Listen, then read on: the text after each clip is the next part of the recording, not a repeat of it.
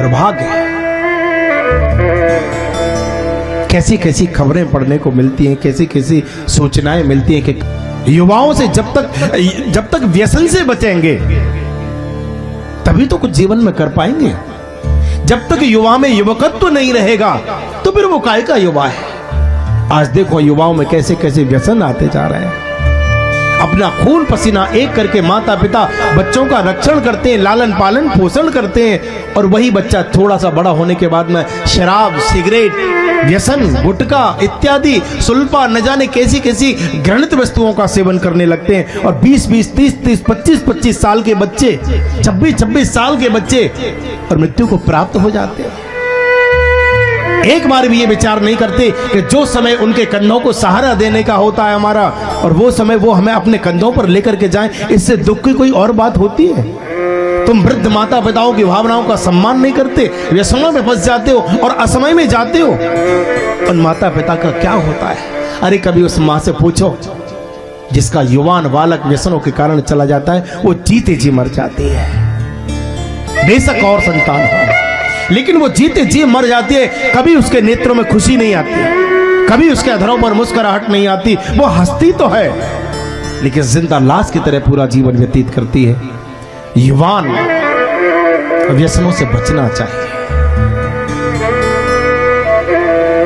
जितना हो सके बचो, इन घृणित वस्तुओं के सेवन से बचाओ। अरे कम से कम कुछ नहीं करते तो एक दूसरे की स्थिति देख करके ही बचना चाहिए कि सामने आज देखो देखने में आती है ऐसी ऐसी घटनाएं, कैसी कैसी विचित्र स्थिति है, इनसे बचना चाहिए। और थोड़ा माँ बाप को भी सावधान रहना पड़ेगा बंधु। बच्चा बिगड़ता है, माता पिता की भी थोड़ी बहुत भूमिका होती है।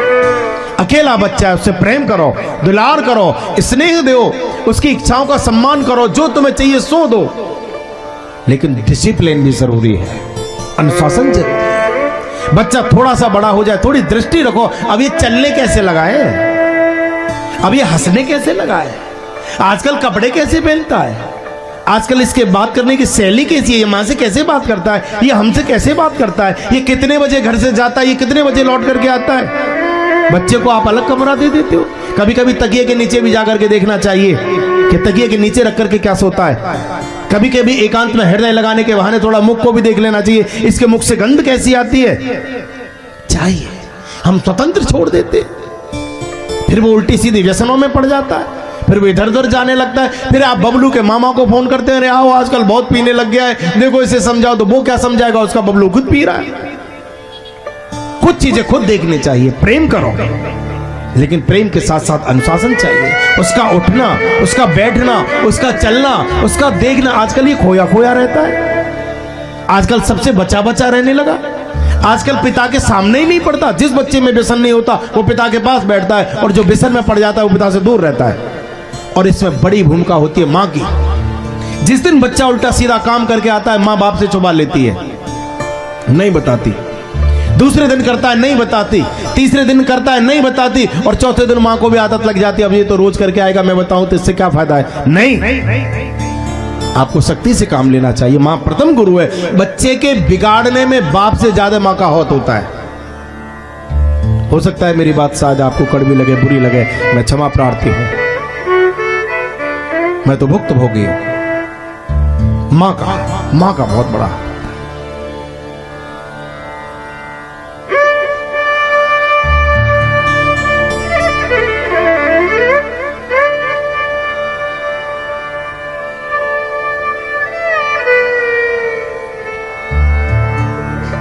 मैं तो अपना दर्द कह भी नहीं सकता।